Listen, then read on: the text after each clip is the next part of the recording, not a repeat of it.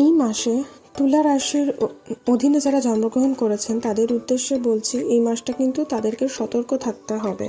আর এই মাসে কিন্তু স্বাস্থ্যের দিকে প্রচণ্ড পরিমাণে আপনারা কিন্তু নজর দেবেন।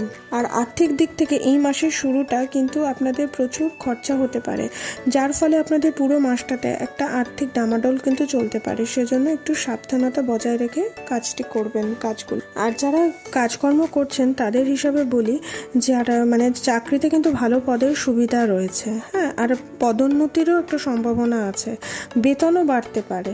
আর যারা ব্যবসা করছেন তাদের ক্ষেত্রে একটু কঠিন হতে পারে, হ্যাঁ, মাসের প্রথম দিকটা একটু দুর্বল হতে পারে।